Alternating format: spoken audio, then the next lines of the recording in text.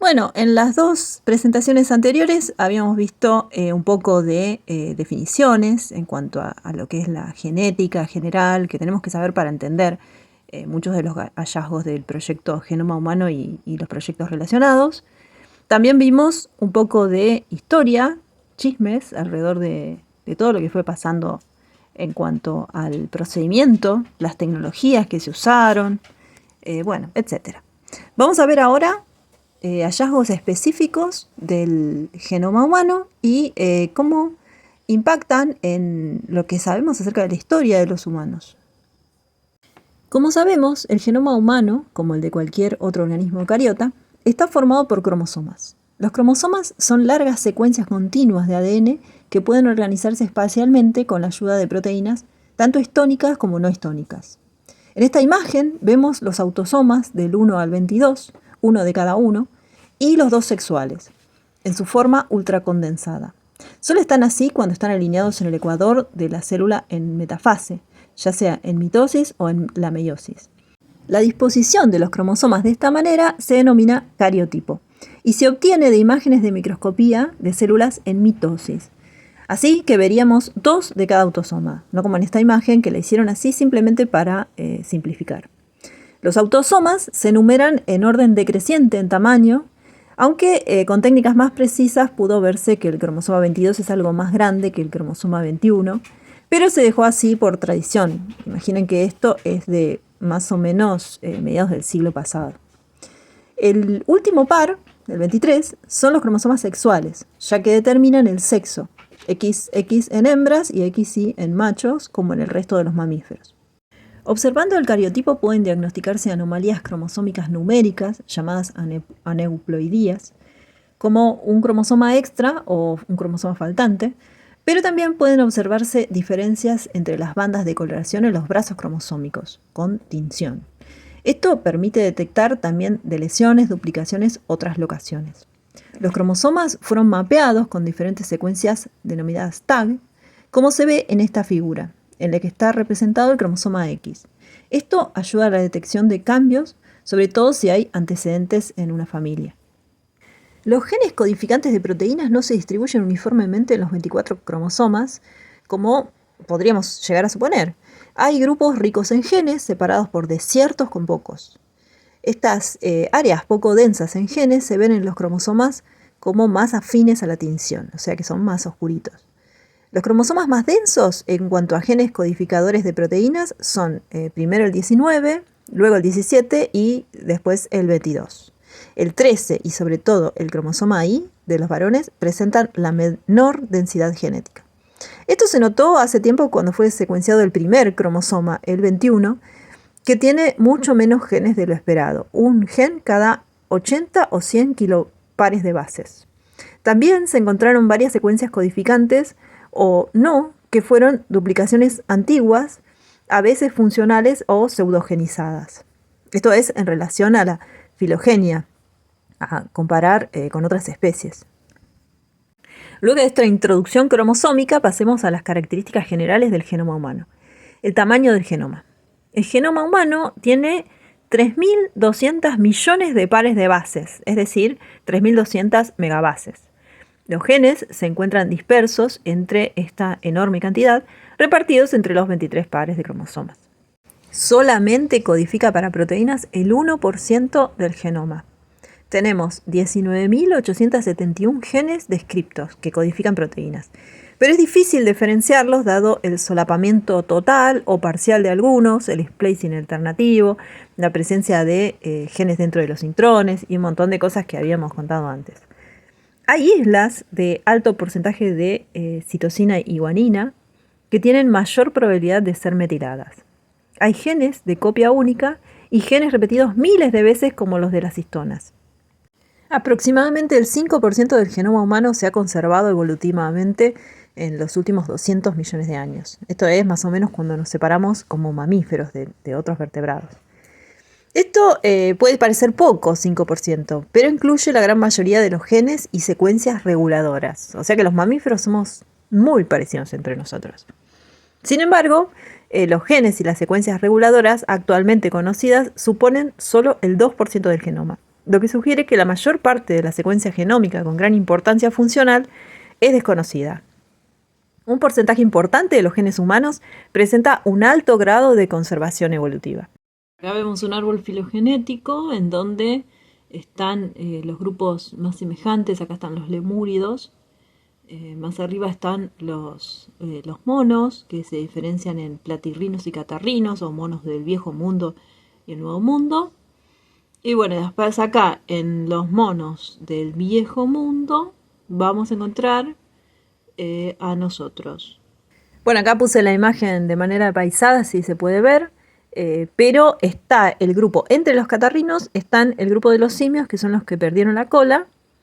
Hubo una mutación que les produjo la pérdida de la cola. Y tenemos a los gibones, a los orangutanes, a los chimpancés, a los gorilas y a nosotros. Bueno, el grupo hermano nuestro sería el de los chimpancés, sus dos especies, el Pantroglodites y el Pantroglodites bonobo. Hubo muchas especies de simios, se extinguieron un montón, pero el grupo más icónico, porque somos nosotros, somos los humanos, es el que se denomina homininos, que eran todos los que caminaban de dos patas. O sea que hay otra mutación más, posiblemente un rearreglo cromosómico, que dio lugar a estas anomalías, podemos decirle, sobre todo en la forma de los miembros, que dio lugar a estos homininos. Bueno, dentro de los homininos se extinguieron todos menos nosotros, así que quedamos como única especie de hominino.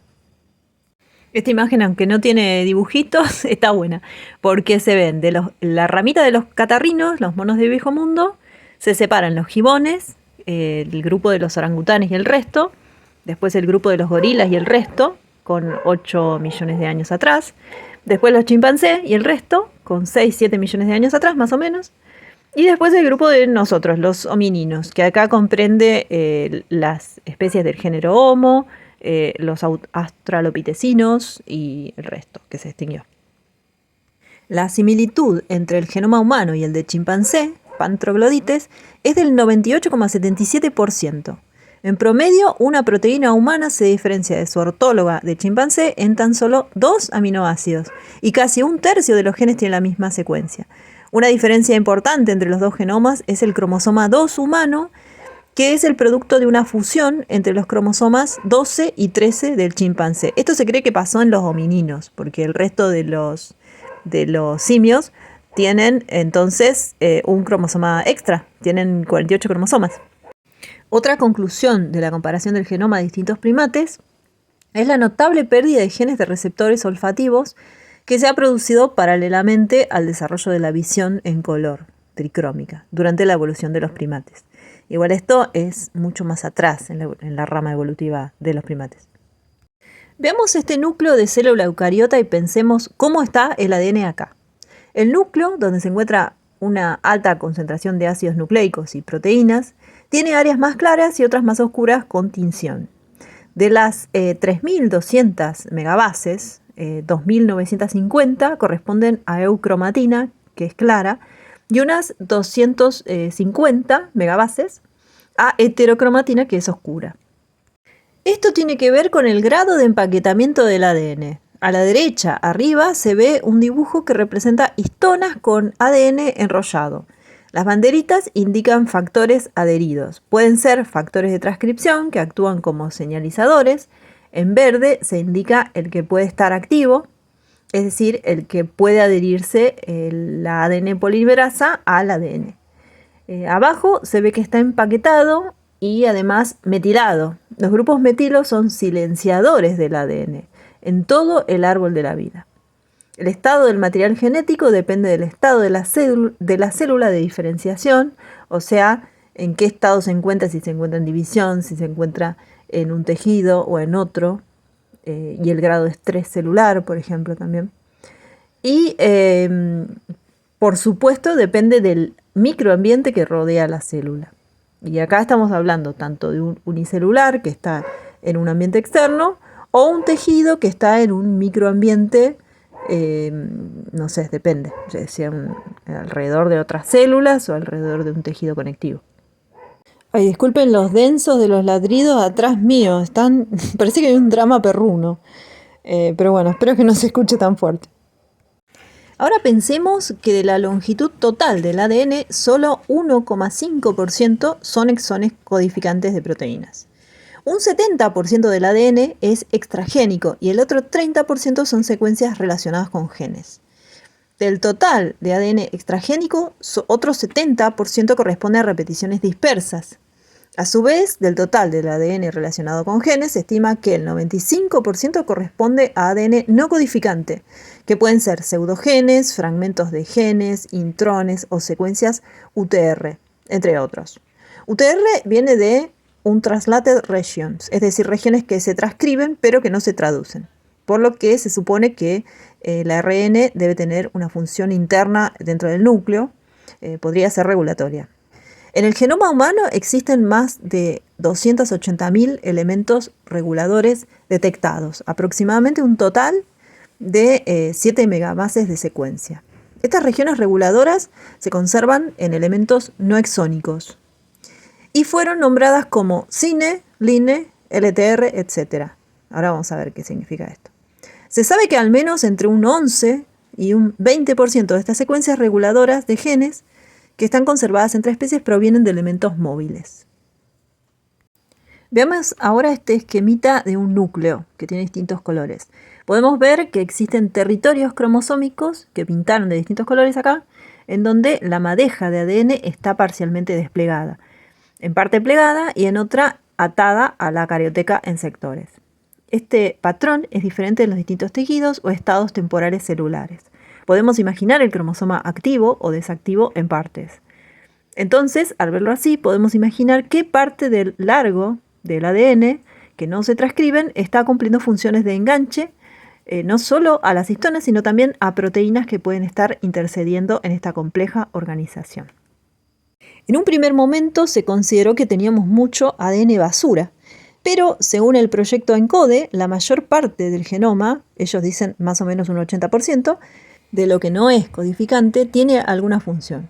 Pueden ser regiones de ADN de unión a proteínas, ya sea histonas o del núcleo, estar asociadas a factores de transcripción, formar parte de la estructura de la cromatina, regulatorias, o simplemente formando bucles que distancian regiones.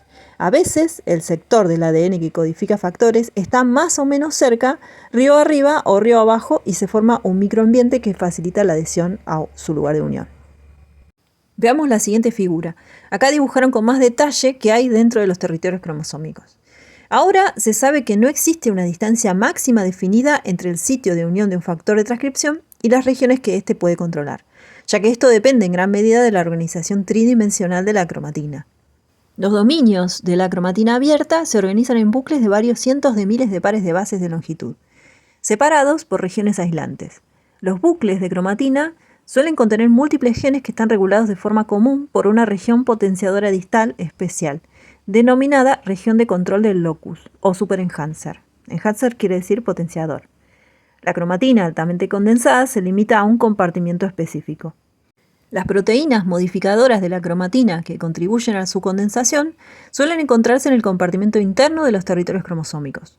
Por el contrario, las proteínas implicadas en la apertura de la cromatina son reclutadas por aislantes y se encuentran preferentemente en el compartimento externo de los territorios. Acá se ve todavía más cerca. Fíjense que hay cromatina abierta en loops, haciendo los bucles. Después hay como unas proteínas que encierran una parte más condensada, que es la closed chromatin, la cromatina cerrada, y forman como si fuera una flor, que está a su vez adherida, a veces, otras veces no, a la membrana carioteca. En los poros se observan que hay una comunicación proteica entre el citoplasma y el poro que puede conducir a factores que alteren el estado de la cromatina. Fíjense que más adentro se pueden ver más entera esta flor y que hay toda una estructura de laminillas que sostiene estas estructuras. La intención mía de mostrarles todo esto es la epigenética misma. Fíjense cómo hay cosas que están alterando en el citoplasma y que fluyen hasta el núcleo el estado de la cromatina. Esto es la actividad o inactividad de los genes. Ahora pasemos a esta otra imagen.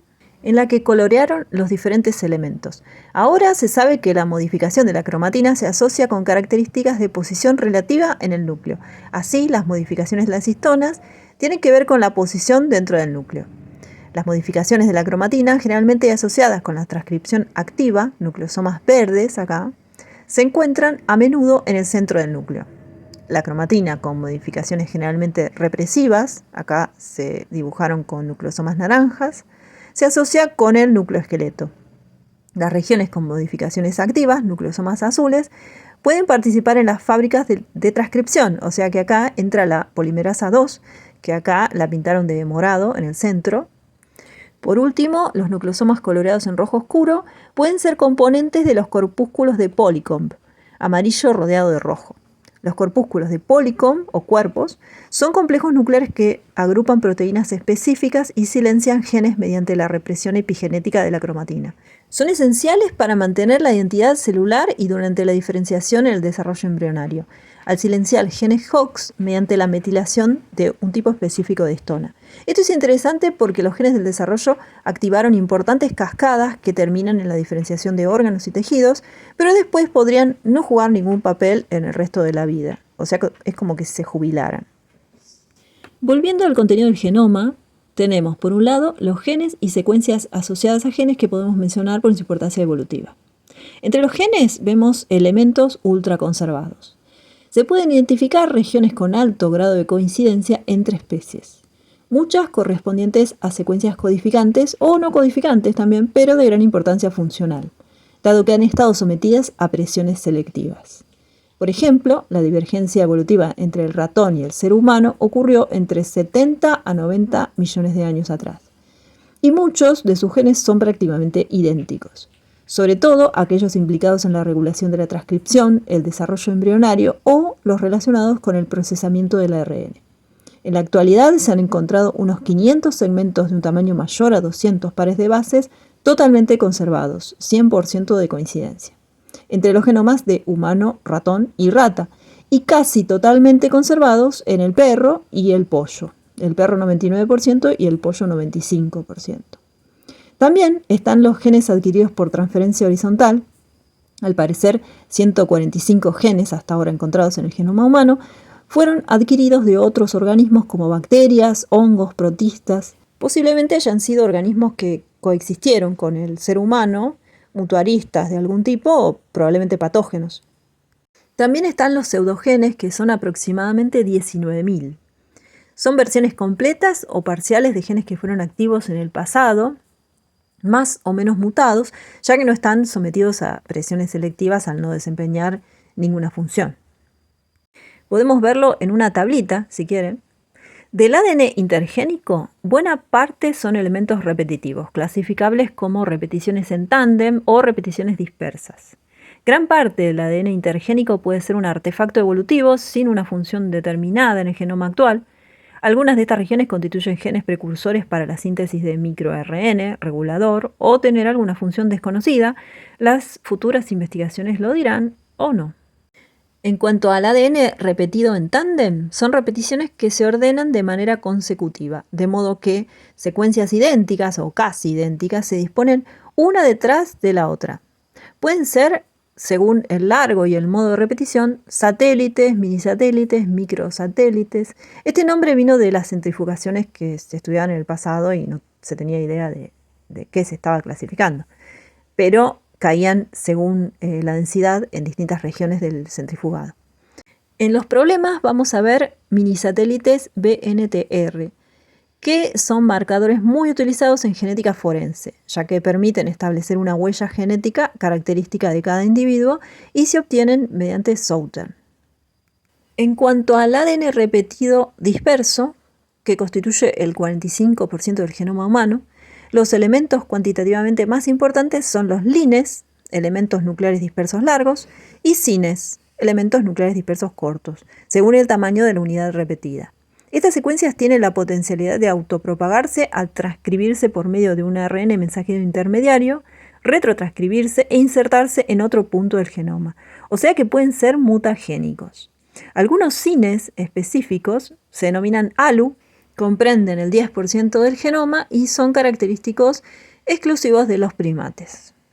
Diversos estudios han mostrado que algunas secuencias LINE pueden tener importancia en la regulación de la expresión génica, ya que el 80% de los genes del genoma humano contiene alguno de estos elementos en sus intrones. Pasemos a los LTR o ERV, que quiere decir Human Endogenous Retrovirus. Sí, son virus de ARN. Son copias parciales de genomas de retrovirus integrados en el genoma humano a lo largo de la evolución de los vertebrados. Vestigios de antiguas infecciones retrovirales que afectaron a células de la línea germinal. Aproximadamente entre el 5 y el 8% del genoma humano está constituido por genomas antiguamente virales. A lo largo de la evolución, estas secuencias han ido acumulando mutaciones sin sentido y de lesiones que los han inactivado.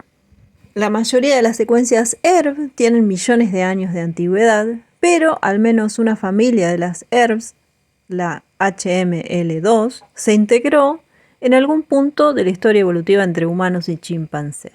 Y ahora sí llegamos a los más malvados. Los transposones de ADN. Estos son los elementos móviles más completos con potencialidad de autopropagarse por el genoma, porque, a diferencia de los lines y cines, tienen el gen de una enzima transposasa, flanqueado por repeticiones invertidas. Se estima que el genoma humano contiene unas 300.000 copias de elementos repetidos dispersos originados por transposones de ADN, constituyendo un 3% del genoma. Hay múltiples familias, las más patogénicas son los elementos Mariner, así como las familias MER1 y MER2. En resumen, la secuencia de ADN que conforma el genoma humano contiene la información codificada necesaria para la expresión altamente coordinada y adaptable al ambiente del proteoma humano, es decir, del conjunto de las proteínas que componen al organismo. Las proteínas, junto al resto de las biomoléculas y compartimentos celulares, y no el ADN, son las efectoras de la actividad biológica, del metabolismo. El proteoma fundamenta la particular morfología y funcionalidad de cada célula. La organización estructural y funcional de las distintas células conforma cada tejido y cada órgano, y finalmente el organismo vivo en su conjunto. Así, el genoma humano contiene la información básica necesaria para el desarrollo físico de un ser humano completo. Pero no alcanza en absoluto para explicar todas las características de ese humano, porque en él está el ruido en el desarrollo, entre comillas, el azar, la historia del individuo y su interacción con los distintos ambientes, incluidos otros seres vivos, otros humanos, que le tocaron en su vida y a la vez la interacción, acción y reacción que nuestro humano tuvo con los mismos. Si comparamos el genoma con una receta de cocina, nosotros, los que cocinamos, seríamos el proteoma o el conjunto, el metaboloma, y la receta estaría llena de enmiendas, tachaduras y anotaciones, hojas arrancadas y con otro material escrito, cuentos random o hasta páginas sin sentido. Las enmiendas y anotaciones que aclaran la receta entre tanto caos sería la epigenética. En la actualidad, se está recién comenzando a comprender cómo actúan las secuencias reguladoras y las complejas redes de regulación génica, sensibles a señales exógenas, es decir, sensibles al ambiente y a la actividad del organismo en un continuo feedback. Bueno, en la próxima y última presentación vamos a ver la diversidad humana. Me despido, espero les haya sido útil. Hasta la próxima clase.